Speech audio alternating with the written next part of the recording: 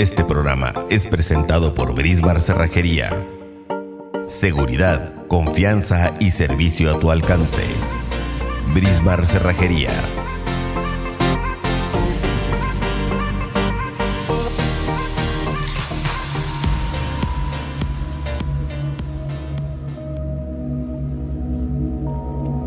Desde tiempos inmemoriales, la humanidad ha vivido con fenómenos que van más allá de su comprensión, de su razonamiento, sucesos que causan miedo y curiosidad. Adimensional. Escucha los relatos de vivencias sobrenaturales. Conoce los grandes misterios de la humanidad. Aquí, en Adimensional. Apaga la luz y atrévete a escucharnos.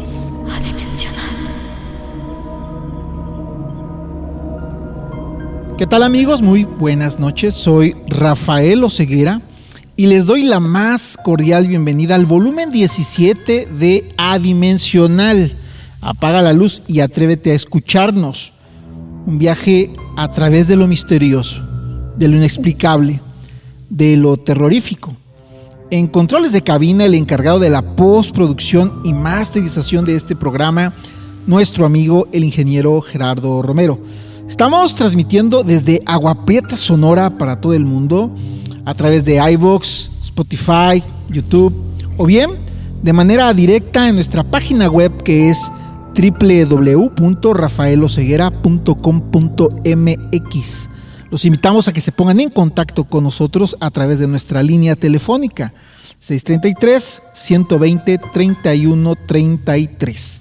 Para compartir sus historias y experiencias, pueden hacerlo mediante llamada convencional o, si lo prefieres, enviándonos un mensaje de audio vía WhatsApp, como a usted le resulte más cómodo. El prefijo telefónico internacional de México para WhatsApp es más 52, por ejemplo, más 52 633 120 31 33. Todos los viernes estrenaremos programa en punto de las 11 de la noche. Seas pues, apaga la luz y atrévete a escucharnos. Y ahora nos enlazamos con nuestro corresponsal y buen amigo hasta Salamanca, Guanajuato. Tenemos en la línea al maestro de los misterios, Eulogio Soto Mae. Adelante, Eulogio, con tu informe. Hola, muy buenas noches nuevamente en este interesante proyecto radiofónico de Adimensional, que dirige nuestro amigo Rafael Oseguera Reyes, y que para esta noche les hemos preparado un tema muy interesante del fenómeno sobrenatural denominado la vampira del Panteón, esto en Salamanca, Guanajuato. Así que damos inicio a la narrativa que hemos compilado. Resulta que desde hace muchos años se tuvo una leyenda que atemorizó a la gente, que en realidad pensaba que en el primer panteón de la localidad se había sepultado a una mujer que por el amor de su esposo la mandó a embalsamar y acomodándola en una cripta sentada en una silla tipo colonial, a la que se sabe acudían estilistas a darle maquillaje y peinado para que siempre estuviera en perfecto estado. Todo transcurría con normalidad hasta que en una ocasión lluviosa, un velador de este panteón escuchó ruidos como de cadenas que se arrastraban en las baldosas y acudió a revisar el área para evitar alguna situación de robo o vandalismo. En esto llegó cerca de la cripta de esta mujer y se recargó en la puerta, pues la lluvia se incrementaba más con truenos y relámpagos que hacían la noche más tenebrosa. Y en este momento la puerta se abrió y se introdujo más al interior. Fue en ese momento que la luz eléctrica se interrumpió, quedando todo el perímetro a oscuras.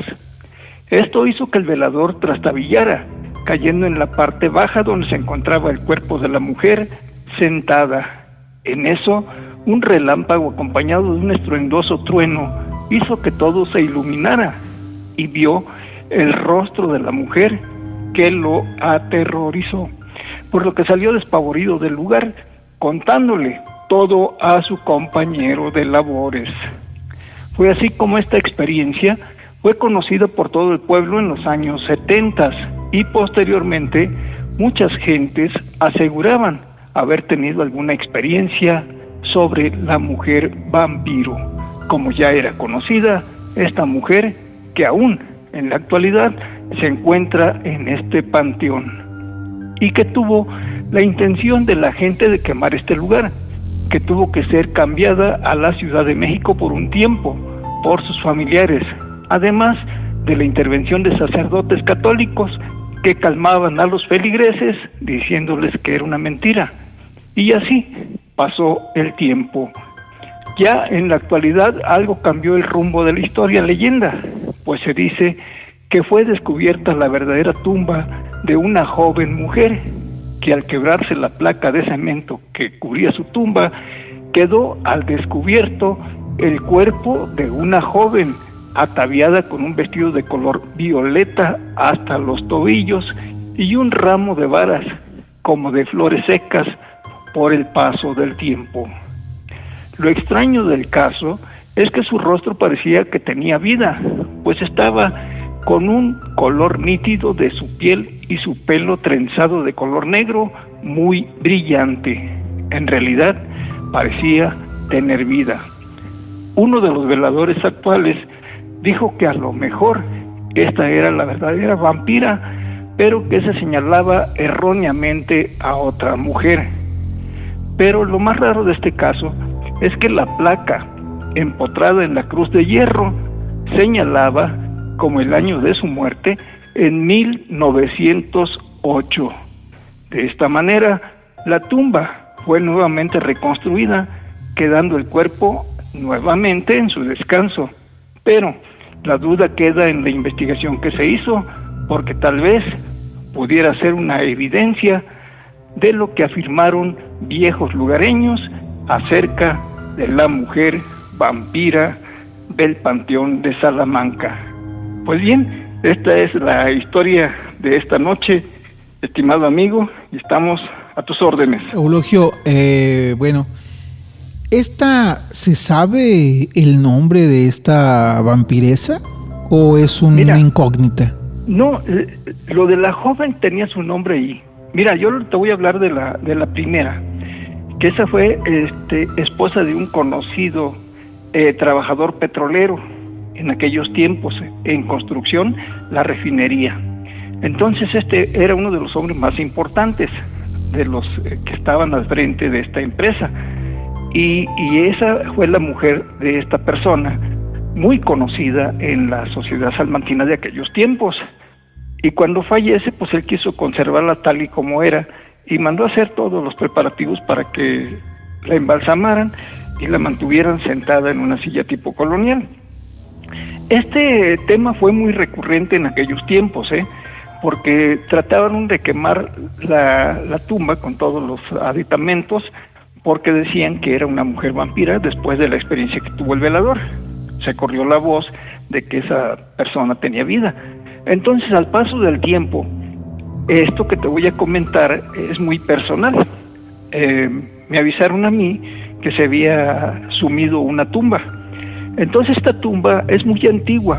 Yo sé dónde se encuentra y entonces allí ocurrió un caso muy llamativo, podría decirse, porque la persona que me avisó a mí de este asunto, tuve que ir muy confidencialmente. Entonces yo tomé fotografías de esta joven y bueno, quiero decirte que la cubrieron en ese momento para evitar que llegara más gente a andar ahí indagando. A mí me avisaron porque saben que yo me dedico a la investigación paranormal y entonces resulta que esa noche tuve unas cosas muy fuertes, ataques de esta persona y todo transcurrió hasta la 1 de la mañana, porque yo a las 11 de la noche me acosté a dormir y a la 1 de la mañana me dejó en paz porque yo tuve que hacer un pacto con ella. Entonces, yo le prometí a ella no revelar su identidad ni mostrar las fotografías. Okay. Entonces, llegué a ese acuerdo con ella porque me estaba atosigando en la noche. Entonces, yo al momento de que yo me separé de mi altar que tengo con mis símbolos religiosos, me fui a la cama y entonces yo tenía la televisión prendida porque pues había algo de temor, no creas que no, se sentía muy fuerte la situación. Y entonces yo me acosté y en el momento que ya había terminado todo eso, la oración y todo lo que le hice a ella, me quedé profundamente dormido, que no supe qué pasó en todo ese tiempo. Al otro día desperté a las 6:30 de la mañana y ya borré las fotografías que tenía en la cámara digital, borré todo y evité dar a conocer sus generales. Entonces yo lo que te puedo decir es que esta chica estaba completamente intacta, lo descolorido de su vestido, pero era su tumba es de 1908, databa la antigüedad que tenía la tumba. Entonces aquí es lo extraño del fenómeno sobrenatural, que se puede dar en cualquier situación, a veces sin pensarlo ni buscarlo. Suceden los casos así fortuitos, y entonces por eso es la recomendación que se les da a las personas que tratan de demostrar valentía y hacerse notorios en ese sentido, al acudir a los panteones. Los panteones son lugares para no ofender, entonces hay veces que la gente acude para hacer travesuras y no saben que se pueden llevar una entidad en la espalda. El mote de vampiresa que se le da es porque hubo algún reporte de algún ataque, como bueno, se dice que los vampiros chupan la sangre, ¿no? O es por su apariencia incorrupta cuando fue descubierta. Sí, efectivamente, eso es lo que pasó, ¿no? Prácticamente estaba incorrupta todo su piel, todo. Wow. Así se veía bien viva la persona, la joven. Para la antigüedad que tiene su tumba, pues dices tú, esta persona fue sepultada ayer o alguna cosa así, pero entonces se corrió, lo de la vampira se corrió por lo de la persona esa que te comento, que era muy conocida en la sociedad de aquellos tiempos. Entonces se ocurrió porque lo que narró el velador, pues atemorizó a la gente que veía ya a la vampira por todos lados, así lo decían. Entonces lo que te estoy diciendo de esta persona es algo más fantástico posiblemente, porque digo, está fuera de contexto, ¿verdad? Un cuerpo con esa antigüedad de casi 100 años y claro, pues no está en esa forma. Yo creo que ni en huesos, ¿no? O sea, nada, no, y yo la tuve así cerca, así tomándole fotografías, te lo aseguro, sí, estuve yo haciendo eso, pero el ataque que recibí fue muy intenso. Entonces se puede saber el ataque, en qué consistió. Bueno, te voy a comentar algo. Estaba yo, hacía un poco de frío, y yo estaba acostado de lado, posición sedente, más o menos así, de lado, y atrás de mí empecé a sentir como que algo respiraba, como que se inflaba un globo y se desinflaba a mis espaldas.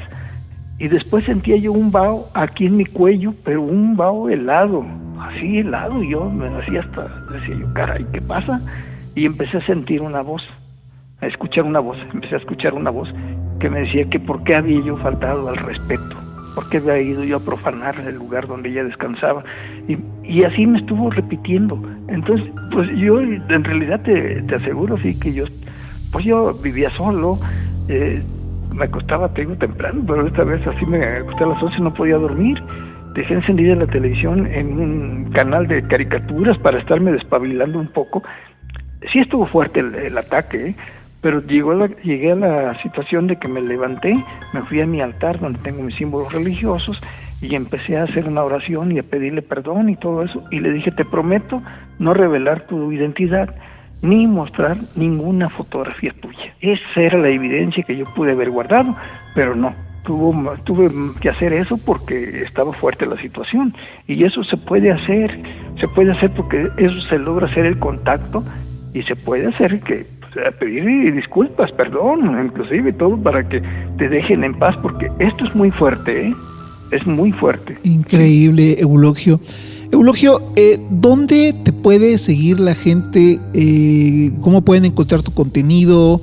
¿Cuáles son tus redes sociales, tu página web? ¿Cómo te puede contactar la gente? Pues ya nada más tengo mi página en Facebook, que se llama Noti Paranormal Guanajuato, Y ahí estoy a sus órdenes de todas las personas que quieran algún consejo, alguna guía, para que ellos puedan, si es que han tenido alguna experiencia de algún tipo, pues hacérnosla llegar para darles una orientación a ese respecto, porque todo puede suceder al entrar en la búsqueda de fenómenos sobrenaturales, Rafael. Como siempre, Eulogio, muy completo tu reporte. Muchísimas gracias. Claro que sí, estaremos pendientes para la próxima. Hasta luego. Apaga la luz y atrévete a escucharnos. Volvemos. Adimensional.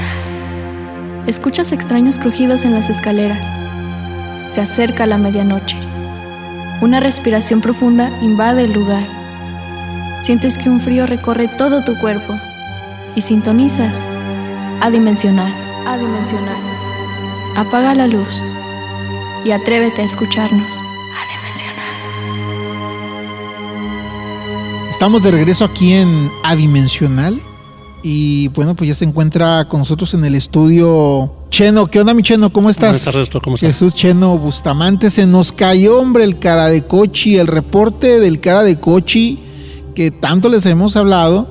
Pues la persona, el testigo no quiso hablar, estaba un poquito renuente, pero ya tenemos ahí, ya pudimos hablar con él. La próxima semana vamos a tener algo hay ahí, así a grosso modo, es un ser humanoide, pero con cara de cerdo, por eso le dicen el cara de Cochi. Pero sí, la gente le tiene miedo, es una aparición de acá de Agua Prieta, Sonora, pero Cheno pues está aquí y nos va a contar, fue periodista, ¿no? Fuiste periodista de Nota Roja. Hay una experiencia que nos vas a contar muy interesante que tuviste en carretera. Cuéntanos, Cheno. Okay. Fue un accidente automovilístico aquí en la carretera en el kilómetro 17, Agua Prieta, Cananea. Y pues yo me tocó cubrirla. Cuando llegué al lugar de los hechos, era un pick-up que chocaba con un Nissan. Y una persona quedó presionada adentro. Vi que esa persona traía chupando una paleta pop. Entonces, una paleta de dulce. Una paleta de dulce. Uh-huh. Entonces yo me subí en una montaña para sacar una panorámica. Y el vato estaba adentro y los bomberos lo estaban rescatando. Y vi el vato cómo se desprendió, salió como humo y se salió del carro. Y se paró con las manos cruzadas a ver cómo estaban rescatando su cuerpo. O sea, te subes a un cerro para tener una mejor toma del accidente. Para hacer la panorámica. Para hacer la panorámica. Y cuando vas a tomar, observas que algo se desprende de su cuerpo. Sale como un humo. ¿Un humo? ¿Ese humo cómo? ¿De qué? Es un humo blanco, así como el cigarro. Un humo blanco como el cigarro. Como el humo del cigarro. Y los bomberos estaban con las pinzas de la vida, pues desataron el carro para rescatarlo. Sí. Y con las pinzas de la vida. Con la pinza de la vida, ajá. Ajá. Entonces él se paró y se cruzó con los brazos cruzados, chupando la paleta y viendo cómo lo están rescatando. Y yo en ese momento capturé esa imagen en fotografía. De hecho se publicó, se hizo muy famosa esa fotografía. Esa fotografía. Y pues fue muy impactante porque se quedó con el miedo en la cara, ¿no? Porque lo agarró de frente el otro carro. En la pura curva lo agarró. O sea, el semblante en el rostro quedó con el impacto del miedo. Finado quedó con un rictus de terror. De terror, y con la paleta se quedó en la boca, en la que venía chupando. Y cuando se desprende esta figura fantasmagórica, esta figura gaseosa que dices tú, hace la forma de... La forma de él, le da cuenta lo mismo él, como era él en vida. Pero, o sea, en humo, pues, en humo de cigarro. Y se miraba el movimiento que no cruzaba las manos y lo miraba cómo estaban rescatando. ¿Cuánto tiempo duró este suceso, Cheno? ¿Durante cuánto tiempo viste esta entidad? No, es en ese momento. ¿Un minuto? Fueron como segundos. Fueron algunos minutos mientras rescataban el cuerpo. O sea, sí, durante varios tiempos estuviste viendo esta Duró todo el rescate mientras hacían los bomberos hasta que terminó. ¿Y qué hiciste tú, Cheno? Nada, pues yo me quedé muy impactado. Y cuando vi en mi cámara, pues ya lo había captado. Me di cuenta que lo iba a captar en ese momento. La entidad terminó de desaparecer cuando ya terminaron de lanzar en la camilla. Se espumó. ¿Y eso lo publicaste en su tiempo? Yo puse la nota roja y lo publiqué en la primera plana. ¿En qué año fue eso, Cheno? No me acuerdo el año. 90s. No recuerdo. 2000s, hace tanto tiempo ya. Hace un rato ya eso. Y fue uno de mis reportajes más impactantes que tuve, que capturé en ese momento. De lo paranormal. De ¿no? lo paranormal. Porque, o sea, tuviste también un avistamiento ovni, ¿no? Que lo grabaste, Sí. pero bueno, ese yo creo que en otra ocasión no la Platicaron la contas historia. porque hay mucho tela de donde cortar. Pero sabes que ya que estamos platicando sobre estas cuestiones de los desprendimientos y de las cuestiones espirituales y del alma y todo ese rollo, tuviste una experiencia bastante extraña, ¿no? Durante tus terapias, ahora que pues recién Sí, fuera de serie, una pasaste experiencia. este proceso de tu vida. ¿Qué fue lo que te pasó, Chen? Fue a hacerme una resonancia magnética nuclear el 18 de febrero del año pasado para ver mi situación médica. Y pues me empezaron a preparar para meterme a la dona, como es conocida. Y sí, me prepararon y me acostaron y todo. Cuando me dijeron que ya no encender la máquina, ya estaba listo. Y cuando prendieron la máquina, me salí de la máquina, me paré ahí en la sala y pegó un flashazo y me transportó a Egipto. A ver. Ok, vamos a acomodar todo. Te meten a este tubo, Se preparan ahí, a este lugar donde te van a hacer la resonancia magnética. te separan las piernas, están preparando, están poniendo unos bloques y te amarran, te ponen una máscara, te Ok. ponen como un casco, ponen una máscara de oxígeno. Y de repente te desprendes de tu No, cuerpo. primero te dicen que tienes que estar quieto, que no puedes respirar mucho, que Ok, no puedes sí, mover pero, los ojos. o sea, sí, pero me refiero o sea, tú te desprendiste de tu cuerpo. Cuando encendieron la máquina, cuando dijeron Cuando prenden la máquina, cuando dijeron que ya está listo para que ya encender la máquina, te yo- desprendes. Sí, me desprendo. Me salgo de la dona y me paro ahí en la sala, en el piso, donde están ¿Qué los técnicos. sentiste cuando te desprendiste? No, lo hice tan natural, como si estuviera vivo. Como si te hubieras despertado, Así levantado normal. Normal. Te Ajá. paras al pie del tubo y viste tu Ujú. cuerpo. Así como mi bata, como estaba. Te viste ahí. Así como me pusieron. Y de repente en un flashazo, como que se abrió un portal y pegó como un flashazo y aparecí en Egipto. Y apareciste en Egipto. Pasé en Egipto, ahí en las pirámides, en las puras pirámides parece. Ahí con los turistas, con la gente de ahí. Y pues yo estaba muy sorprendido. De Nogales, Sonora, me pasé hasta Egipto. Ok, pero te dormiste tú, o sea, fue sueño, o sea, No, o estaba no? consciente. Estaba muy consciente. O sea, no fue durante un periodo no fue durante un proceso onírico de sueño, sino que No. completamente despierto tuviste Estaba esta consciente. experiencia. Estaba muy consciente. Y fuiste a Egipto. ¿Y qué viste en Egipto? Pues vi a los turistas, gente de Egipto. Y yo pensaba, ¿qué está haciendo en Egipto? Y yo traía mi ropa con la que usé, con la que fue al hospital. La ropa que traía, pues tipo mexicano, mi ropa, ¿no? Y otra gente, pues ropa de cada país que traía. Y empecé a observar. Y era mi inquietud, subí a la pirámide, decía, ¿qué hay en la pirámide? Pero primero la recorrí todo el cuadro la recorrí. Y vi que había unos escaloncitos y por ahí empecé a subir. Cada vez que subía, pues veía figuras como el ojo, ¿no? El ojo de la pirámide, como la que viene el dólar, ¿no? El billete del dólar, egipcios, muchos jeroglíficos que no conocía. Muchas figuras que no conocía. Conforme iba escalando. Viste símbolos egipcios. Símbolos egipcios. Ujú. Y miré toda la ciudad. Miré toda la gente que estaba abajo y toda la ciudad ya que se ve las pirámides, y luego se ve la ciudad por un lado. Ujú. Se ve la ciudad, pues yo aprecié todo. Lo viví todo y estuve disfrutando todo ese momento. ¿De día? Era de día, ¿De era de día? día. Era de día. Nunca me dio miedo, nunca tuvo pánico. Siempre me quitó que hay más allá y que hay más allá. ¿Y Esa era mi pregunta. viste algo extraño o solamente No, la todo, ciudad? Todo normal, la ciudad normal. Nomás las figuras que miraba en cada piedra que subía. Eran unas piedras enormes. Y era muy difícil de escalarlas. Pues yo las escalé con una facilidad muy rápida. ¿Y qué de estos símbolos que viste, cuál recuerdas? ¿Qué símbolos te llegan a tu El ojo y mente? la pirámide es lo que más miré. El ojo, El ojo con la pirámide. como el del billete de Ajá. dólar. Y los egipcios, pues en diferentes poses, ¿no? Diferentes, haciendo cosas diferentes, con cornetas, con piedras con que están escarbando, ¿no? Con cinceles, así como con cinceles. Miraba, en cada trayecto que iba. Increíble, Cheno. ¿Y luego qué pasó? Y de repente me pegó otro flashazo y ya volvió a la máquina. Regresaste a la máquina. Volvió a la máquina. Y al rato oí al técnico y al doctor que me atendió ahí, que me estaba moviendo el pie izquierdo. Decía, Jesús, respira, Jesús, respira. Y yo sentía la mano en Jesús, respira. Y decía el doc, llamen al hospital donde está Jesús, llamen al doc donde está Jesús. traigan a la ambulancia. Y decía el doctor, Jesús, respira. Hasta que volví.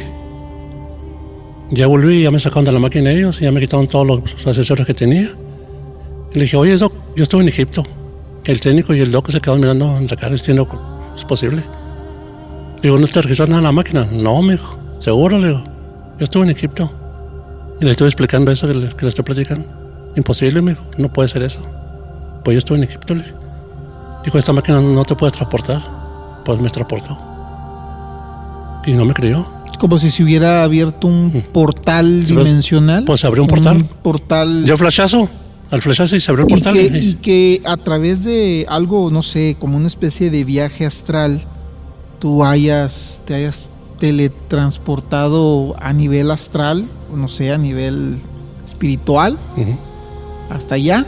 Hasta allá me transporté. ¿Y qué te dijeron? O sea, ¿por qué te estaban despertando? Porque estaba clínicamente muerto. Estuve 4 minutos muerto. Estuviste 4 minutos muerto. La máquina me registró 4 minutos que estaba muerto. Lo que a mí me salvó fue el oxígeno que tenía en la nariz. La máscara que tenía. Sí, porque se supone que... Te ponen una máscara y te ponen un oxígeno. Ok. Te ponen oxígeno. Sí, pues sí. Y eso es lo que me mantuvo vivo en mi cerebro. Sí, no, voy a hacer una hipoxia. Y la máquina, pues clínicamente me registró 4 minutos muerto. Por eso estaban alarmados. Todos estaban alarmados, estaban llamando. ¿Cuánto tiempo fue la experiencia que tuviste? Pues yo creo que fueron unos 4 minutos, Doc. Por lo que yo calculo, ¿no? Y yo todavía le insistí al técnico, ¿la máquina no te registró nada? No, me decía. Y se le queda mirando al doctor. No, me dice, no me registró nada, ¿seguro? Yo, ¿seguro que no te registró nada? Yo no estuve aquí, estuve en Egipto. No, me dijo, no, pues imposible. Esta máquina sí es muy fuerte. La resonancia magnética nuclear es muy fuerte, me dijo. Pero no transporta gente, me dijo. No transporta gente, me dijo. Pues yo estuve allá. Y pues ya me prepararon, me vestí, salí a la sala donde estaba, porque mi esposa me acompañó. Y le platiqué a mi esposa. Y mi esposa quedó muy incrédula, ¿sabes? Como que sí me creyó y no me creyó. Pero salí tan mal, ¿no? Salí desorientado. Mi cuerpo temblaba. No podía estar. Ahí me quedé en la sala como 1 hora esperando que se me pasara. Y al rato, según se me pasó, salí a caminar, no podía caminar. Ya no podía caminar, mi cuerpo no me respondía. Y se me fue quitando poco a poco mientras fui al hospital. Agarramos un taxi y llegamos al hospital y se me quitó. Pero yo viví esa experiencia. Y la recuerdo perfectamente y no fue un sueño, lo viví. Y siempre he estado impactado con eso. Pues sin lugar a dudas una experiencia que, muy buena, que nunca vas a olvidar y muchas gracias por compartirla con nosotros en Adimensional.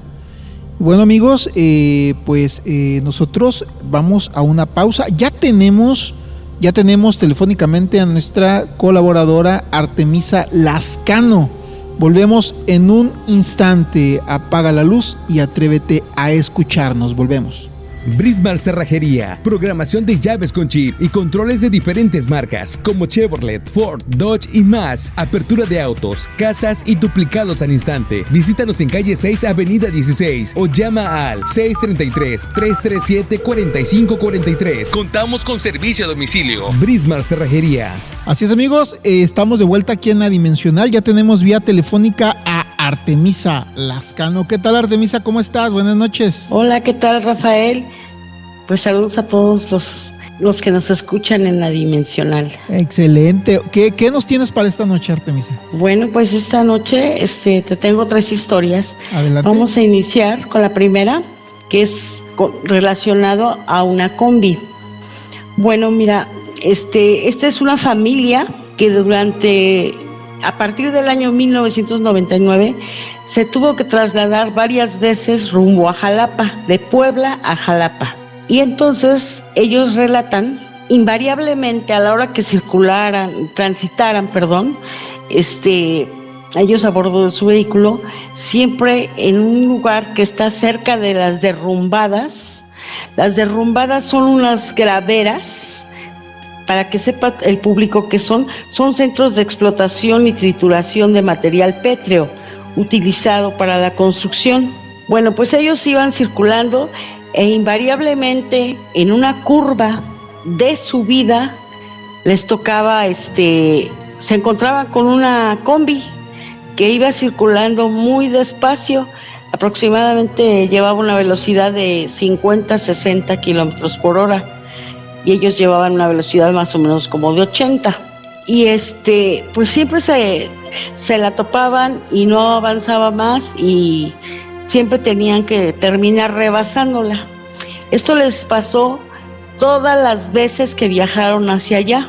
Y pues describen que siempre iba el mismo señor manejando la combi naranja, que era completamente naranja el techo y todo, que tenía unas cortinas color amarillo mostaza, y el señor era una persona mayor con una coronilla pelona. Durante año y medio les pasó esto y a ellos pues siempre se les hizo muy extraño. Cuando termina el año y medio, ellos lo que hacen es dejan de viajar hacia Jalapa y pasan muchos años de no circular por la carretera federal. Bueno, pues entonces en el 2022, uno de los que iban a bordo siempre rumbo a Jalapa vuelve a viajar por la federal y curiosamente vuelve a pasar lo mismo. Es una historia curiosa. No sabemos a qué se debe que siempre en esa curva la misma combi, color naranja y con todas las características que te acabo de nombrar. Dice que se sentía un ambiente solitario, raro, siempre, y llegaron así como que a pensar que tal vez sea pues una combi fantasma, porque no puede ser que siempre la encontraban en el mismo tramo, el mismo señor, las mismas características del vehículo, y pues queda como una anécdota extraña, ¿no? Una anécdota un tanto sui generis. Sí, pues sí. Han habido avistamientos de artefactos o objetos fantasma, ¿no? O sea, yo recuerdo mucho un video muy famoso de una persecución policíaca que van detrás de un carro y el carro de repente atraviesa una malla traspasa, una malla ciclónica, ¿no? Y pues está capturado en video. O sea, ya se han visto apariciones de objetos inanimados, ¿no? O sea, porque generalmente se habla o se dice, no, pues el fantasma de un viejito, pero se han visto carretas, se han visto carros, se han visto inclusive aviones fantasmas, se han visto barcos fantasma en alta mar. O sea, es bien extraño. Sí, exactamente. Y fíjate que la zona se presta. Mira, ahí es una zona que está cercano Cantona, que es una zona arqueológica que tiene muchísimas lagunas. Por ejemplo, la caldera volcánica, la laguna seca, la laguna de Alchichica, la laguna de Quechulac, el Salado, el cráter Laguna de San Miguel y Aljocuca, Laguna de San Juan Atenco, por mencionar algunas, pero hay muchísimas más. Y estos lugares nomás de Puebla, Jalapa. Sí, exactamente. Pues ahí también se han visto ovnis. Pues eso es una anécdota extraña, pues la quise platicar para todos. Para todos, para que se enteren y además para que lo visiten, porque sí, es muy curioso que todas las lagunas son de agua salada. Y en Alchichica hay un ajolote, especie endémica de ahí, y en peligro de extinción. No, pues, o sea, un lugar increíble, riquísima la biodiversidad de México, ¿no? Sí, claro. Pero fíjate que a pesar de que, como dices, es una anécdota curiosa, pequeñita, cortita, pero este tipo de historias hacen o ayudan a ir, ¿cómo se dice?, reuniendo pedacitos e historias que son comunes, que se concatenan entre sí, pues. Entonces, porque no es la única vez que ha pasado, o sea, hay muchos testimonios, como te comento, de barcos, de lanchas, de aviones que no deberían estar ahí. Y por supuesto, de vehículos y de sus tripulantes o sus conductores, ¿no? Como este señor de Calva que miraban manejando la combi extraña esta. Sí, exactamente. Pues muy interesante tu historia, Artemisa. ¿Qué más nos tienes? Pues mira, te tengo otra historia en una combi. Yo le llamo el bisabuelo. Bueno, mira, esta es una historia muy cortita. Me la cuenta una abogada, y esta abogada, cuando de joven, todavía estudiante, fue madre soltera y dice que una vez abordó una combi de transporte en la ciudad de Puebla. Y entonces dice que cuando sube con su niña, se encuentra al bisabuelo de la niña, por parte de su papá de la niña. Y entonces, pues él la saluda, en ese momento conoce a su bisnieta, pues tienen un poco de plática durante el trayecto hasta que ella se tiene que bajar. Se despiden y ya pasa. Como 3 meses después, ella encuentra al papá de su hija y le comenta, ay, ya te dijo tu abuelo que conoció a la niña. Y le dice, no me dijo nada. Dice, ¿cuándo lo viste? Dice, pues hace como 3 meses. Dice, no puede ser porque mi abuelo ya murió. Y esa es la historia de la combi. Ya tenía más de 3 meses fallecido. Sí, exactamente. ¿Y no le comentaron cuánto tiempo ya tenía de fallecido? ¿Más de 3 meses? Pues tenía algunos meses, pero no recuerdo cuántos meses exactamente.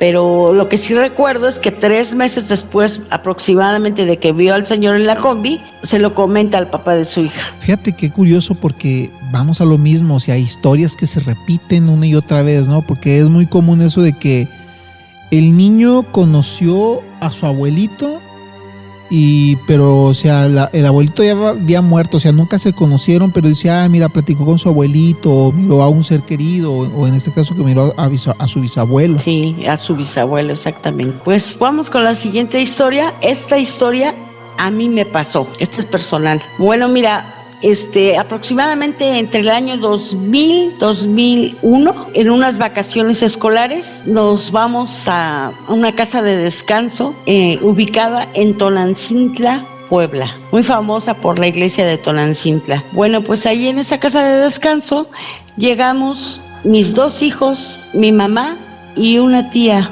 Bueno, esta casa, pues era una residencia que contaba con alberca, con cuartos para el personal, que en ese momento no había ningún personal.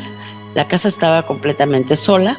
Tenía chimenea, jacuzzi, las recámaras, sala, todo. Y tenía afuera, donde estaba la alberca, una cocina exterior. Bueno, pues llegamos, nos instalamos, llevábamos ya las cosas que se iban a ocupar para comer y luego sacamos todo lo que íbamos a ocupar ese día para cocinar y cocinamos al exterior. Se ocupó la alberca, los columpios, estuvimos todo el día y ya en la tarde pues ingresamos a la casa principal. Y entonces yo les di de cenar a mis hijos ya adentro, los quise bañar y entonces los metí al jacuzzi un rato, estuvieron ahí y ya los bañé, los vestí y los llevé a la cama de la recámara principal. Bueno, ahí había una cama, king size, 2 burós, un mueble para la televisión y un espejo. Era lo único que había en la recámara principal. Pues ya los bañé, los dejo ahí. Mi mamá ya está acostada en la cama. Ella se pone del lado derecho, los niños en medio y se supone que yo iba a dormir del lado izquierdo. Bueno, ya los dejo ahí su ropita sucia y yo me meto a bañar.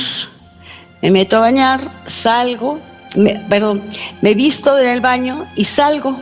Bueno, mi mamá está viendo la televisión con los niños, la televisión está frente al espejo. Bueno, pues yo me empiezo a cepillar el cabello y estoy viendo la televisión por el espejo, estaba muy bueno el programa. Y entonces lo estoy viendo y cuando regreso la mirada al espejo, pues no sé cómo explicarte, frente a mí, mi rostro en el espejo era una calavera. Vámonos. Una calavera total. El cráneo, pues, la parte de enfrente del cráneo reflejada en el espejo, a donde yo volteé a ver otra vez el espejo. Entonces yo grito y digo, mamá, mira, mi mamá de la cama hacia el espejo, da un brinco, así como de espanto, y yo creo que mi mamá vio que había algo más que yo no vi, yo nada más vi la calavera, pero ella agarra una ropa de mis hijos y llega hasta el espejo y lo empieza a tallar. Bueno, pues lo curioso de este asunto es que no solamente se proyectó la calavera, sino que había una sustancia como vaselina, algo así. Como ectoplasma, ¿no? Pues no conozco el ectoplasma, pero sí había una sustancia. Yo pienso que se hizo un portal entre el espejo y la televisión, porque no me explico que haya pasado eso y además que haya habido una sustancia, ¿no? Sí, porque sabes que está la creencia de que los seres fantasmales y los seres interdimensionales, cuando se manifiestan, dejan residuos de un líquido viscoso, gelatinoso, al que le llaman ectoplasma. Entonces, de hecho, inclusive hasta en la caricatura de los cazafantasmas hablan del ectoplasma, y en la película de los cazafantasmas del ectoplasma, ¿te acuerdas del pegajoso? De la película de los cazafantasmas, de ese fantasma. ¿Llegaste a ver la caricatura de los cazafantasmas o la película? La verdad. Que era un sí la vi, pero no lo recuerdo. Un fantasma verde. Entonces se supone que estos seres están hechos de ectoplasma, y me llama mucho la atención esa sustancia que miraste. Pues yo la vi hasta que mi mamá la talló. Yo nada más veía la calavera. Wow. ¿Sí me entiendes? Claro que te entiendo. Increíble tu historia, Artemisa. Pues sí, eso es todo por esta noche. Espero les hayan gustado. No, pues nos encantaron. Siempre los aportes que haces son increíbles y como siempre bien interesantes tus historias, tus anécdotas, tus relatos, que sin lugar a dudas pues enriquecen el proyecto de Adimensional. Muchísimas gracias, Artemisa. Muchas gracias, buenas noches. Apaga la luz y atrévete a escucharnos. Volvemos. Una luz misteriosa surca los cielos. No sabes lo que es. Se aproxima a ti. Tratas de huir, pero sientes tu cuerpo pesado. ¿Crees que se trata de un sueño? Lo que no sabes es que has sido abducido por Adimensional. Enigmas y misterios. Apaga la luz y atrévete a escucharnos. Adimensional. Un mundo nos vigila con Elías Marín Chaparro. ¿Qué tal, Elías? ¿Cómo estás? Buenas noches. ¿Qué tal, Rafa? Buenas noches. Un gusto nuevamente estar por acá y compartir micrófonos ahí contigo. Gustó mucho el tema de la semana pasada, el de extraterrestres extraños. Bueno, o aparentes seres extraterrestres extraños. Va a haber parte 2. Así es, regresamos aquí con la segunda parte de estos relatos de seres con morfologías extrañas. Perfecto, adelante, Elías, a ver, cuéntanos. Mira, vamos con el primer relato, es allá en Malasia, es el año de 1970, en Bukit Mertaham. Un grupo de niños se encontraba en el patio de su escuela cuando algo extraño apareció en el cielo. Era un pequeño objeto volador con forma de disco de apenas medio metro de diámetro. El objeto descendió lentamente hasta aterrizar frente a ellos y entonces se abrió la compuerta. De ahí comenzaron a salir pequeñas figuras humanoides y los niños se observaban completamente sorprendidos, mientras aquellos personajes descendían como si fuera una especie de equipo organizado, o sea, como si fuera así un escuadrón.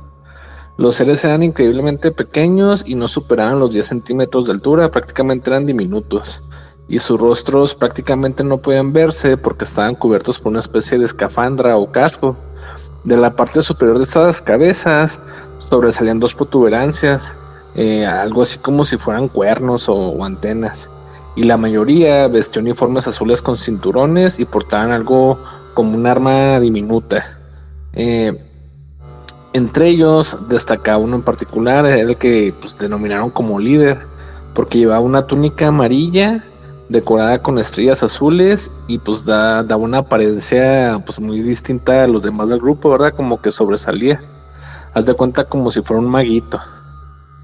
Entonces los seres parecieron ignorar por completo a los estudiantes. Ellos andaban ahí como que en su rollo y se movían ahí por la zona realizando pues como una especie de trabajo. Incluso empezaron a instalar como unas antenas ahí cerca de un árbol.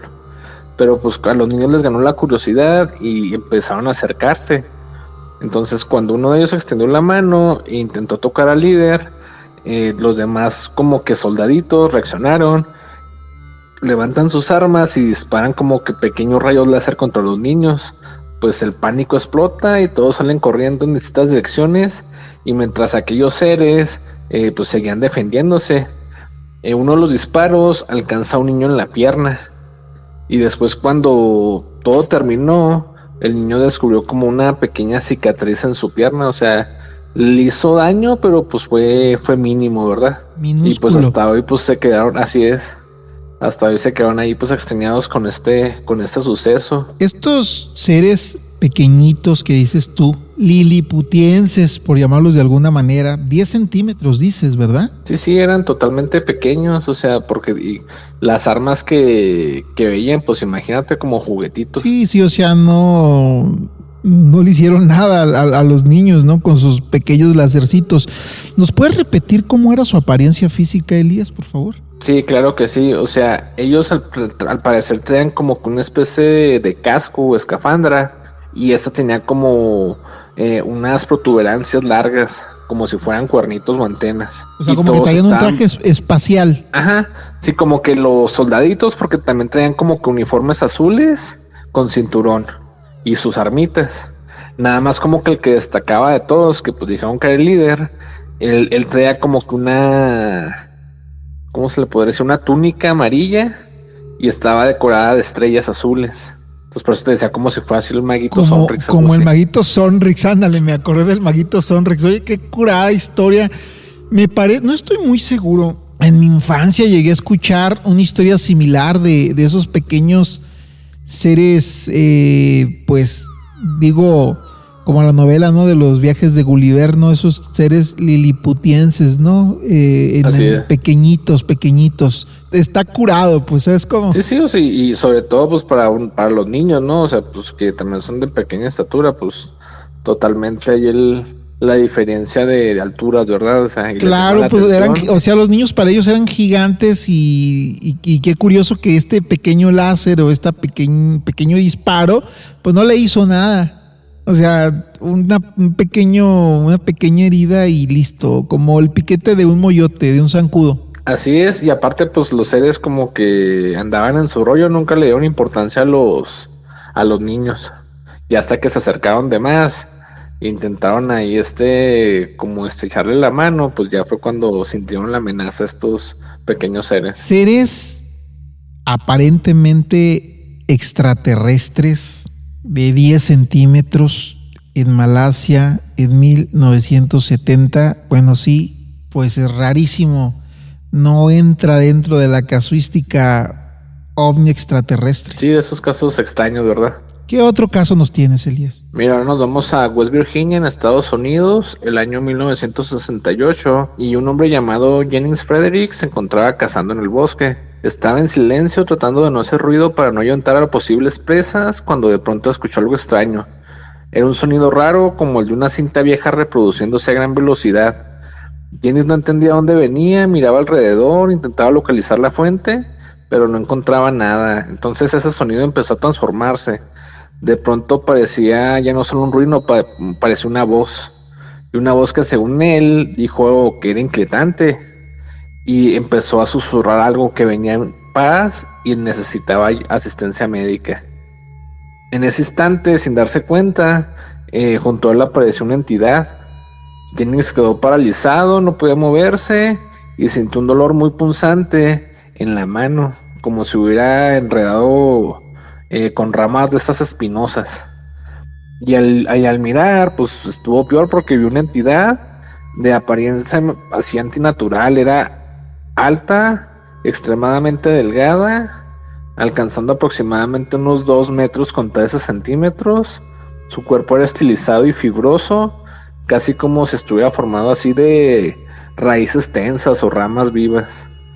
La cabeza era una de las partes más perturbadoras también, porque tenía enormes orejas puntiagudas, así como si fuera el Wolverine, hacia arriba, y dándole una silueta así casi insectoide o vegetal, y sus ojos eran grandes, redondos y sobresalían del rostro. Pero lo más inquietante era que parecían moverse como de manera independiente. O sea, giraban en distintas direcciones. Como los de los camaleones. Algo así, pero haz de cuenta que como que también él rotaba como si fuera de estos remolinos hipnóticos, y a la vez cambiaba de color entre amarillo y rojizo. Estaban cambiando y rotando. Entonces de la parte superior de la cabeza brotaba como una especie así de cabello desordenado, como estas fibras vegetales o hierba seca. Y sus brazos pues eran muy largos y delgados, pero terminaban, eso sí, en 3 dedos como con ventosas. Entonces como que la criatura daba esa sensación de como que era algo medio orgánico, medio vegetal, pero pues no pertenecía ni al mundo animal ni al humano. No, pues ahora Dios sé qué clasificación, pero porque mira, dices que sus manos eran como ventosas, sus dedos, sí, ¿no? Ajá. Me recuerda mucho a los anfibios. O sea, las ranas tienen sus manos tienen unas especies de ventosas, una especie como circunferencias. Que les ayudan a que se adhieran a las paredes, ¿no? A las superficies, como algunos reptiles también pasa lo mismo, ¿no? Como los geckos y todo ese rollo. Y luego dices los ojos grandes, movimientos independientes, similar, no como, pero similar al de los camaleones. Uh-huh. Entonces ya podemos imaginarnos que por ahí está medio híbrido, ¿no? Como entre anfibio, como entre reptil, como entre insecto, porque lo veces tienen forma insectoide. Y luego es que sí, dime. Perdón, él casi no mencionó reptil. Él lo asimilaba más a como si fuera una planta. O sea, como una planta con estos brazos largos, así cuerpo fibroso. Y lo que tenía de pelo, pues como una especie también de pasto seco ahí enredado. Como pero lo que es clave, estas ventosas, ¿sabes por qué? Porque la criatura, hacia el momento que paralizó a este señor, empezó a drenarle sangre a través de sus dedos. Era el dolor que sentía en su mano. Ok, o sea, el dolor se debía a que le estaba, o sea, era... Ajá. O sea, aparte de hábitos hematófagos, ¿no? Le estaba succionando la sangre, como el chupacabras, así literalmente. Ándale, como una sanguijuela. Como si fuera un vampiro extraterrestre. Así es, entonces como que esta asistencia médica que él pedía, pues como que necesitaba esta sangre, ¿verdad? De este humano.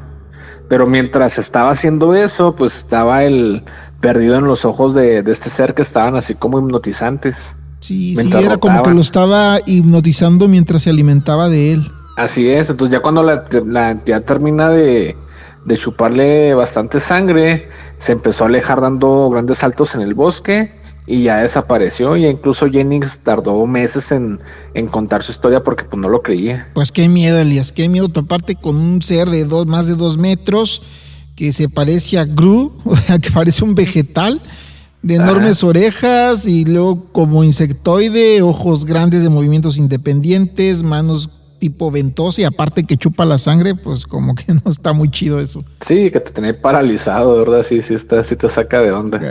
¿Cuántas especies nos tienes para esta noche? ¿Otras 4?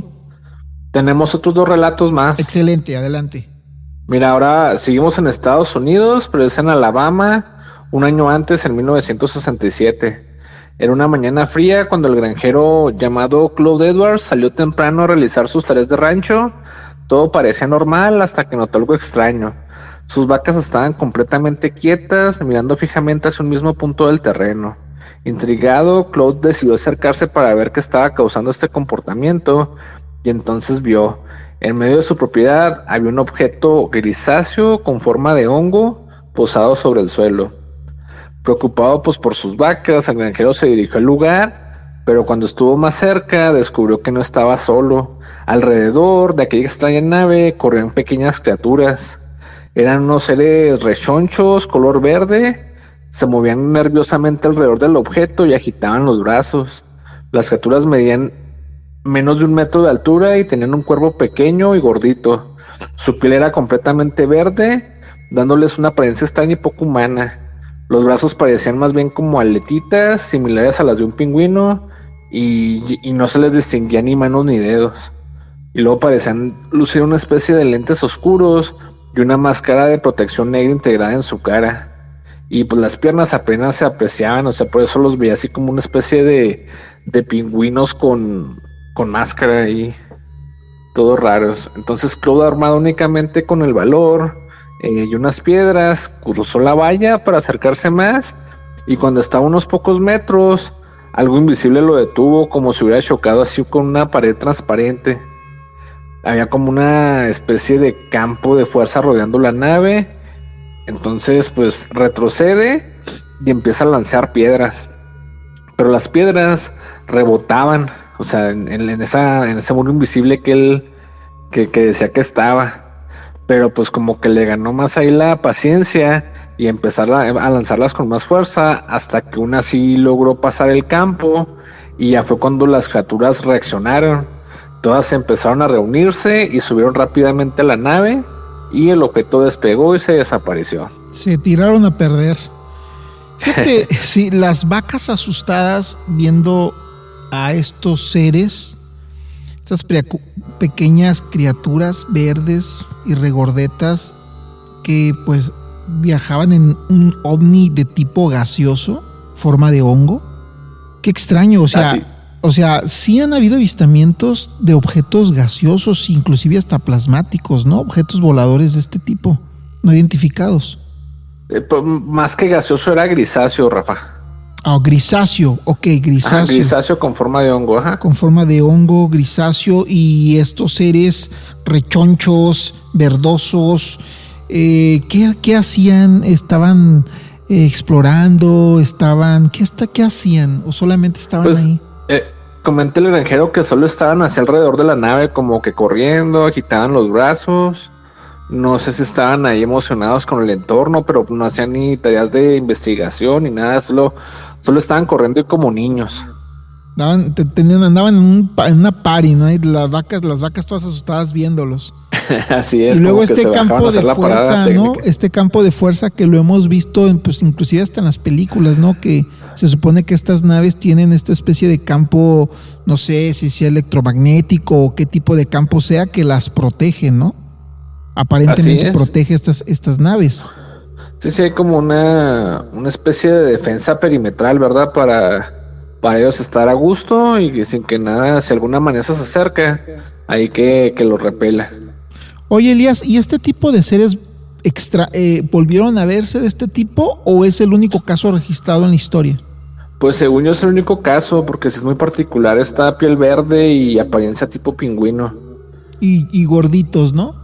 Ajá, sí, gorditos chiquitos, que es lo que les da esa como que apariencia de pingüino, porque también eran como tipo aletitas en vez de manos. Una apariencia como inclusive hasta tipo cómica, ¿no? No han de ser los de Madagascar. No, bueno, digo, cómico ahorita, ¿no? Pero imagino que el amigo en el momento pues no le ha de haber parecido tan cómico haberse encontrado con estos seres extraños ahí. No, sobre todo con esa tecnología ahí de crear campos energéticos, pues sí. No, y luego 1967, pues te ubicas en la época y pues nada que ver, ¿no? O sea, no había nada que correspondiese a lo que estaba mirando.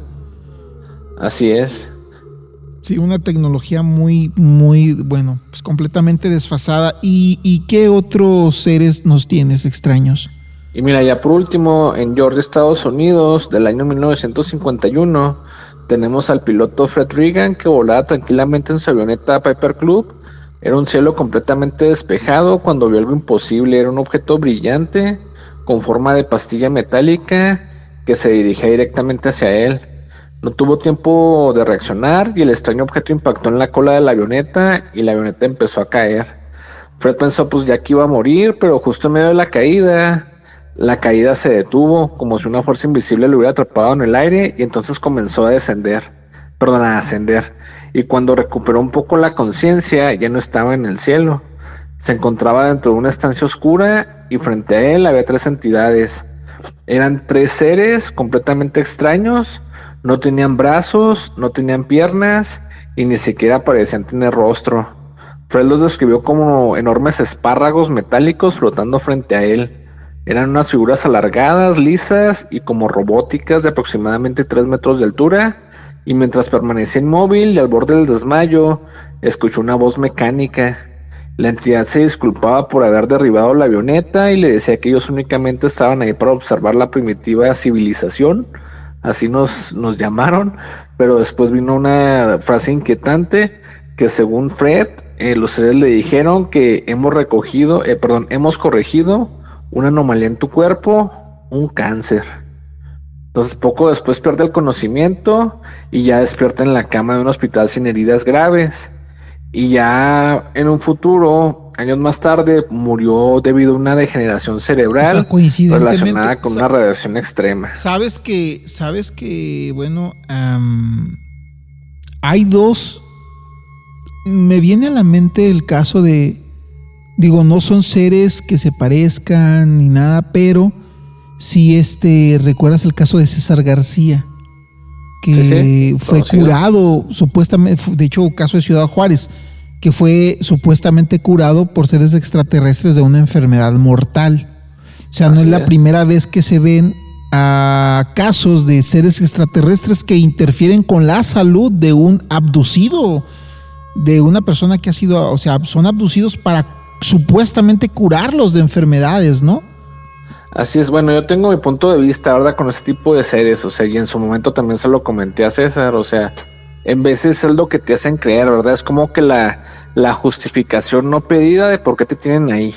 Es como decirte, pues sí, te vamos a curar, pero pues ¿quién nos comprueba eso, verdad? Nada más. Sí, o sea, de que realmente estabas enfermo.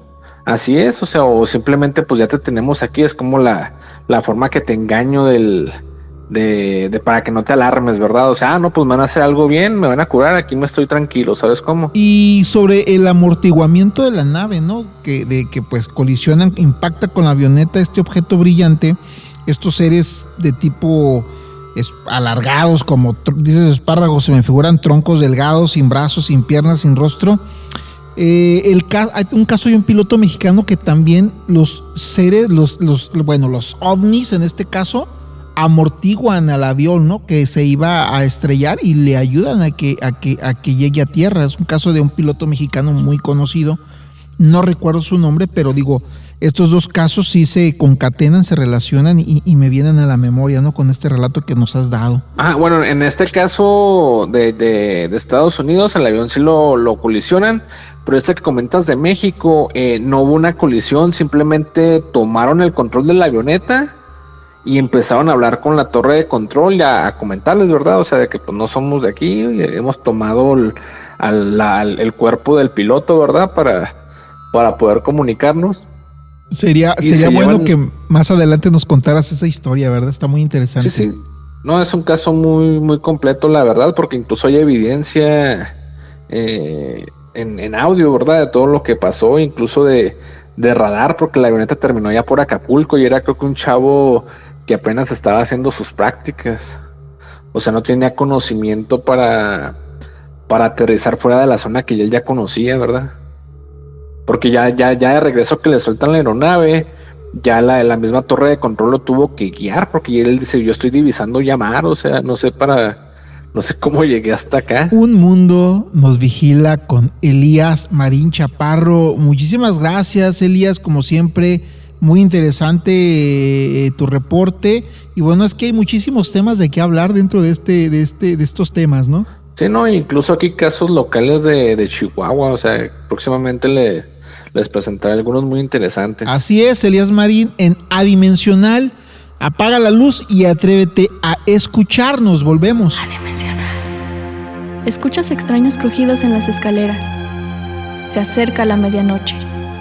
Una respiración profunda invade el lugar. Sientes que un frío recorre todo tu cuerpo y sintonizas Adimensional. Adimensional. Apaga la luz y atrévete a escucharnos. Adimensional. Estamos de regreso aquí en Adimensional y bueno, pues ya se encuentra en la línea nuestro amigo Miguel Aceves. ¿Qué tal, Miguel? ¿Cómo estás? Buenas noches. Rafa, ¿cómo estás? Qué gusto saludarte. Buenas noches para ti y para toda la audiencia. ¿Qué nos tienes para esta noche, Miguel? Bueno, Rafa, el día de hoy vamos a seguir con la misma línea que hemos trabajado con la sección de terror de la vida real, y en esta ocasión vamos a hablar de supervolcanes. ¿Qué te parece, Rafa? No, pues me parece un tema bien interesante. Sabes que el tema recibimos muy buenos comentarios del tema de las abejas, ¿no? Bueno, dijeron, estuvo muy padre el tema de las abejas y que esto y que el otro y que aquello, y gustó mucho. Entonces estoy seguro que el supervolcanes pues también nos va a encantar. Pues esperemos que sí, ojalá que sí, y la verdad es que es un tema bien interesante, y sobre todo, así como dice el nombre de la sección, es un tema terrorífico, terror de la vida real. Terror de la vida real con Miguel Aceves, supervolcanes. Bueno, pues para empezar, Rafita, vamos a comenzar por explicar, digamos, qué es un volcán, y vamos a tratar de hablar un poquito acerca de la capacidad que tiene un volcán, digamos, tradicional, convencional. Básicamente un volcán es una estructura geológica que actúa como una fisura o una abertura en la corteza terrestre y que está conectada al centro de la Tierra, permitiendo que el magma y los gases piroclastos puedan salir y desahogar pues algo de presión. Se forman principalmente por el movimiento de las placas tectónicas y se clasifican como volcanes activos, inactivos o extintos.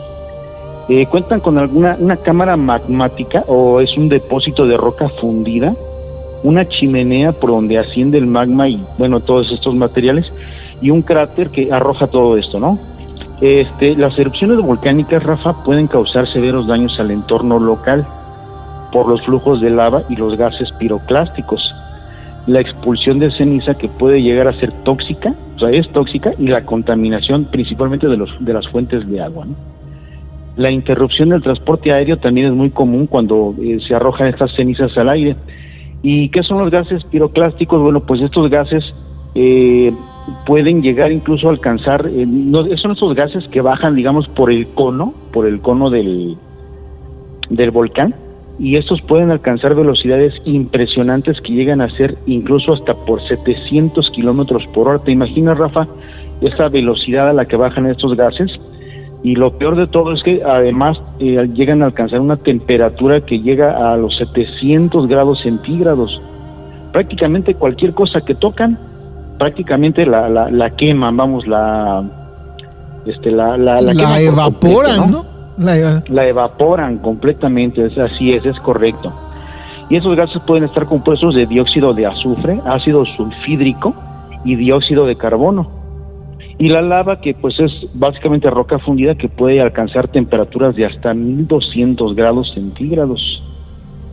Y solamente para ponerte un ejemplo, pues algunos de los volcanes más activos del mundo están en Hawái, y hay uno que es el Kilauea, que podríamos decir que es el más famoso porque este volcán tiene unas erupciones muy vistosas, prácticamente es un espectáculo natural impresionante. Y arroja lava que llega a alcanzar hasta entre 300, incluso hasta 500 metros de altura. Imagínate, a esa altura llega la lava que arroja el Kilauea. Y el volcán más grande del mundo, pues es el Mauna Loa, que también está en Hawái. Pero bueno, podemos hablar de algunas erupciones famosas y, por supuesto, peligrosas que han existido a través de la historia. Pompeya, Uno ¿no? de ellos es el volcán Tambora en 1815, que desafortunadamente dejó 92,000 muertos.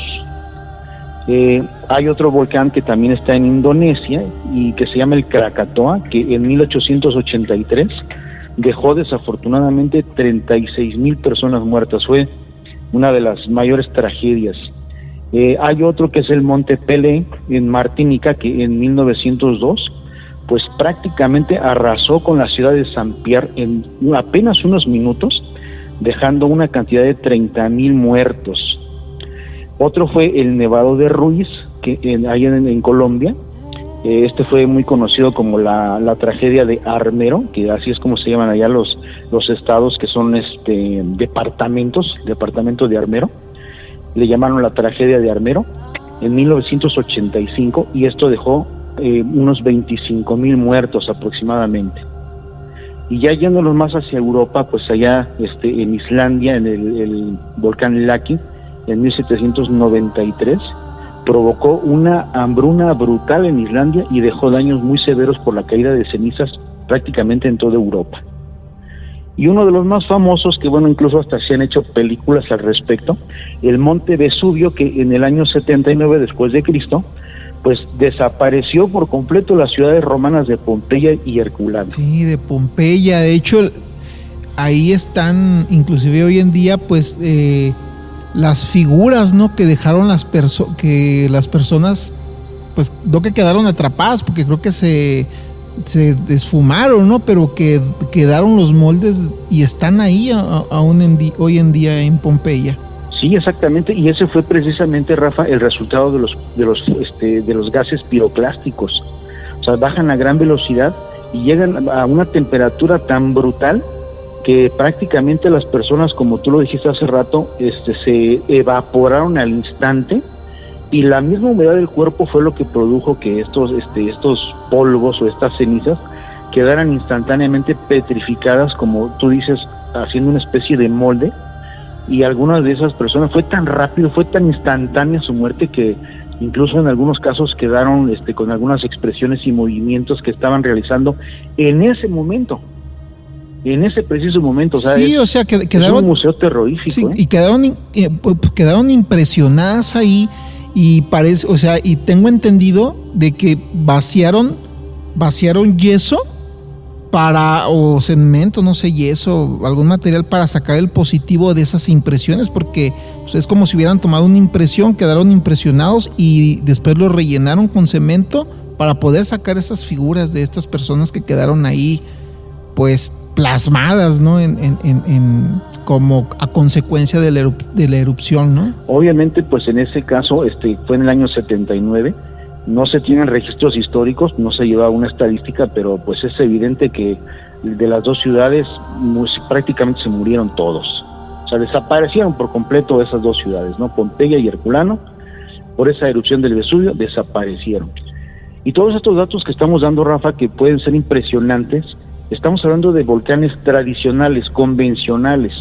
Pero entonces ahora pasemos a hablar de qué es un supervolcán. Un supervolcán es un centro volcánico que ha experimentado al menos una erupción durante su historia, con un índice de explosividad volcánica de número 8. Esto significa que es la mayor magnitud posible de una erupción volcánica, ¿no? Y es la más grande que se ha llegado a registrar.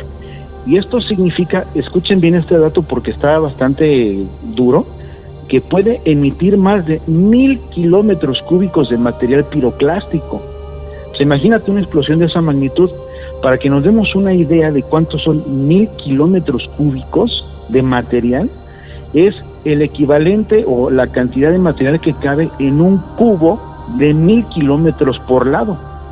Imagínate esa cantidad tan brutal de material, ¿no? Lo que puede arrojar este tipo de erupción. Estas erupciones masivas, Rafa, colapsan la corteza terrestre y, a diferencia de los volcanes tradicionales, forman calderas, en lugar de los clásicos conos que conocemos de un volcán tradicional, forman enormes calderas. Son capaces de causar una devastación a nivel continental. O sea, ya estamos hablando de una catástrofe natural mucho mayor, ¿no? Incluso pueden ellos, a través de la expulsión de ceniza, pueden provocar un invierno global, un invierno volcánico global, es decir, obstruyen por completo, bloquean por completo la luz del sol, y esto incluso pudiera durar años, y esto provocaría, por supuesto, también la destrucción de la flora y de la fauna. Sí, o sea, pues una extinción masiva, ¿no? Una extinción masiva. Exactamente, esa era la palabra que estaba buscando. Estamos hablando de una extinción masiva. Entonces, imagínate, a diferencia de los volcanes tradicionales, que pues estos volcanes, supervolcanes, poseen cámaras magmáticas miles de veces más grandes que las de un volcán tradicional. O sea, la cámara magmática de un volcán es un depósito de lava fundida que está permanentemente en movimiento, pero estos supervolcanes pueden tener unas cámaras miles de veces más grandes que las de un volcán tradicional. Y a pesar de que estas supererupciones son raras, se estima que en promedio aproximadamente se produce una cada 100,000 años, de diferencia entre una y otra, entre los diferentes calderas que hay en el mundo. Pues tenemos como humanidad unos 40,000 años de antigüedad aproximadamente, ¿no? No, es muy poquito. Es muy poquito. De hecho, obviamente no se ha visto en tiempos modernos una explosión de esta magnitud. Hemos vivido lo de volcanes tradicionales, pero un supervolcán al día de hoy no lo hemos experimentado. Y yo creo Pero que para no, darnos y yo creo una que idea no del la libraríamos, ¿no? O sea, pues imagínate. No la libraríamos, Rafita, desafortunadamente. Porque y esa es la realidad, como dices tú, no la libraríamos. dice, es una catástrofe continental. Yo creo que una catástrofe planetaria, ¿no? Para la biodiversidad de este planeta, ¿no? Donde pues ahí vamos nosotros involucrados. Sí, por supuesto. De hecho, te voy a dar dos datos que son escalofriantes. Para hacer un comparativo, digamos una especie de comparativo, ¿a qué equivaldría la explosión de un supervolcán, de una caldera volcánica de estas magnitudes? Bueno, equivaldría, por ejemplo, a recibir el impacto de un asteroide de 5 kilómetros de diámetro a una velocidad mayor a 66,000 kilómetros por hora. Más o menos ese sería el equivalente de la catástrofe. Imagínate, digamos, un asteroide que caiga a 70,000 kilómetros por hora de 5 kilómetros de diámetro. Considerando que el asteroide que extinguió los dinosaurios hace 65 millones de años tenía aproximadamente unos 15 kilómetros de diámetro, pues estamos hablando de un golpe de una magnitud brutal. Y para compararlo con otra cosa que, digamos, algo que conocemos un poquito más, la bomba nuclear más potente que existe en la faz de la Tierra es la bomba Tsar, que la fabrica Rusia. Esta bomba tiene una potencia 3.800 veces mayor que la bomba que se arrojó en Hiroshima y Nagasaki, en Japón, en la Guerra Mundial, que digamos la Fat Boy. Esta bomba Tsar rusa tiene una capacidad 3.800 veces más potente. Es como si detonáramos 3.800 bombas Little Boy al mismo tiempo. De ese tamaño es el poder de la bomba Tsar. Oye, pues si un tsunami movió el eje de la Tierra, imagínate qué pudiera pasar con algo de esas características. No, pues de hecho el tsunami está garantizado. O sea, aquí en una explosión de esa magnitud, el tsunami está garantizado, Rafa.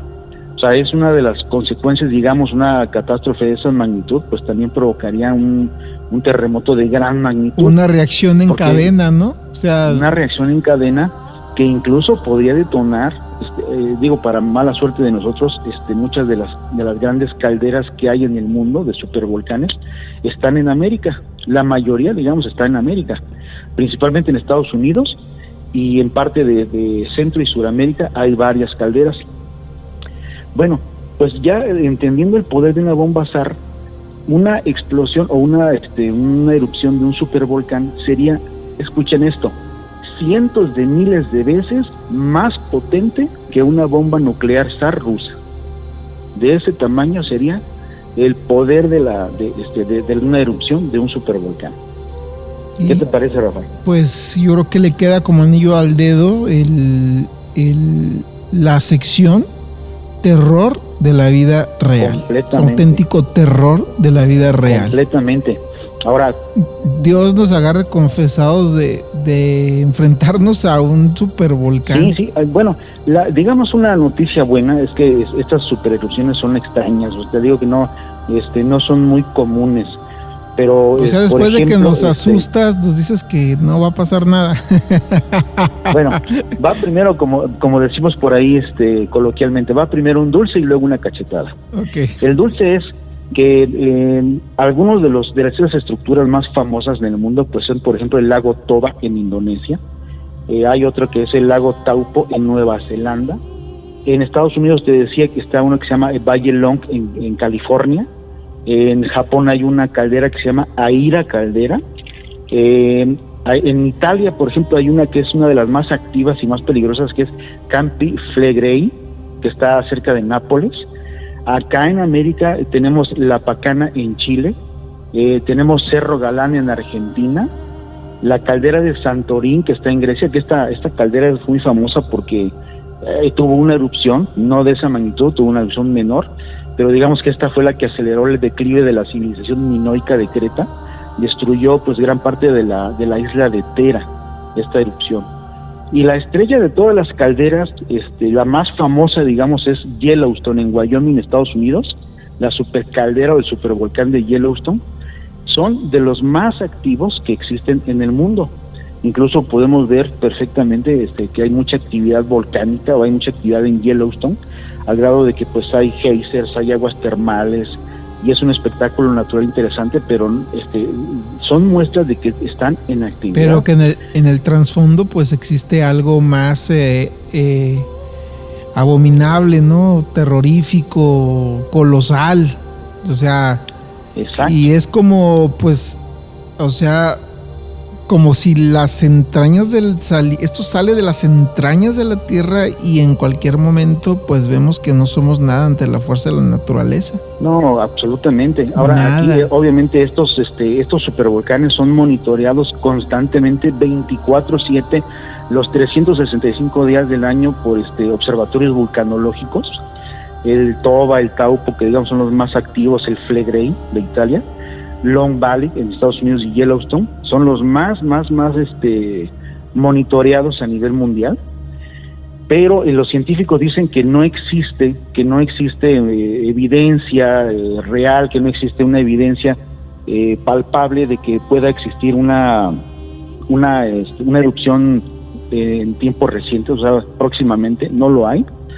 Sin embargo, estudias y te das cuenta que han existido en muchas ocasiones, en muchas explosiones volcánicas de volcanes tradicionales, falsos positivos en el que el volcán te da indicios de que va a ser explosión y todo el mundo se prepara y haces evacúas a las personas y resulta que a la mera hora pues el volcán no hace absolutamente nada. Pero también se han tenido falsos negativos, Rafa, es decir, que el volcán no te da indicios de absolutamente nada, tú estás monitoreando el volcán y de repente, sin ningún aviso previo, puede darse una erupción, sin previo aviso, así tal cual, ¿no? Y hablando de eso, pues en promedio esta supercaldera de Yellowstone, en promedio hace erupción cada 600,000 años, más o menos cada 600,000 años. Pues resulta que la última explosión que hizo Yellowstone la hizo hace 631,000 años, Rafa. Entonces, los científicos te dicen, no te preocupes, no hay problema, tú tranquilo, no hay indicios de que pueda haber una explosión, pero no sabemos si en un momento dado pudiera haber un falso negativo. Sí, pues, o sea que y luego estas cosas ocurren de la noche a la mañana. Por ejemplo, tenemos el caso del volcán Paricutín en Michoacán. Exacto. Que en una milpa de la nada se hizo una bolita, luego esa bolita empezó a salir humo y técnicamente de la noche a la mañana se convirtió en un volcán y pues sepultó al pueblo, ¿no? Tiene un nombre que es un trabalenguas, Parangaricutirimícuaro o algo así. Parangaricutirimícuaro. Sí, ¿verdad? ¿Lo dijimos bien? ¿Sí? ¿Estamos en un error? Bueno, si estamos en un error con el dato, pues nos lo corrigen. Hay que nos lo comenten. Sí, Parangaricutirimícuaro, bueno, eso. Wow, no, increíble esto de los volcanes, cómo pueden destruir. Pues hemos visto pueblos, ciudades e inclusive civilizaciones completas. ¿Y por qué no por la humanidad en un supervolcán de estos? Ahora sería lógico que de alguna forma también la ciencia pues trate de ocultarnos si tienen algún signo de alarma, porque en pocas palabras, ¿para dónde corres? O sea, ¿qué hacemos? Bueno, es como si te dijeran, oye, nos va a comer un ejemplo, ¿no? Nos va a comer un hoyo, un agujero negro. Un hoyo negro, un agujero negro, ¿no? Por ejemplo. No, bueno, pues, ¿para qué me avisas? Ni modo que me eche a correr. No hay para dónde hacerse. No hay para dónde hacerse. O ¿sabes qué? Viene un asteroide, ¿no? Pues, ¿qué hacemos? ¿Dónde nos escondemos? O sea, sería imposible. Un asteroide, no sé, como dije yo, 5 kilómetros de diámetro, viene hacia acá a 70,000 kilómetros por hora. Pues, ¿qué hacemos? O sea, ni modo que nos escondamos debajo de la cama.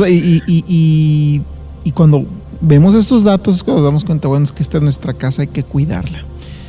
Este planeta es nuestra casa. Esta gotita azul en el cosmos es nuestra casa. Miguel. Y somos tan pequeños, Rafita. Somos tan pequeños que no lo alcanzamos a dimensionar. Somos menos que una mota de polvo en el universo. Así es, una gotícula. Entonces somos demasiado frágiles, ¿no? Una gotícula de agua en la inmensidad del océano cósmico, mi querido hermano Miguel Aceves. Miguel, llegamos al final. Muchas gracias. Gracias por tu participación, por tu tema de los supervolcanes.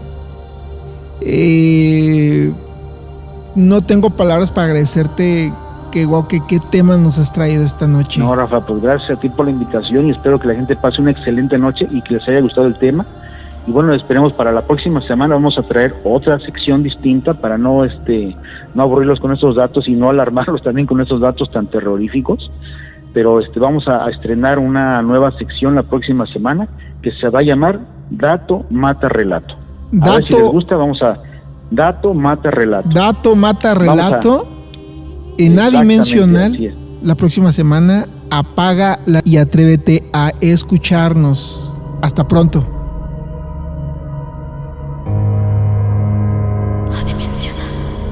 Fenómenos más allá de su comprensión, de su razonamiento, le provocan miedo.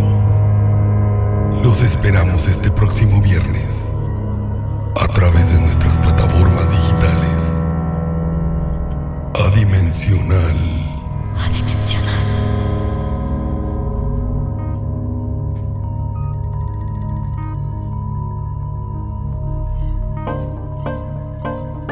Estás escuchando Adimensional, que transmite desde Sonora, México, para todo el mundo.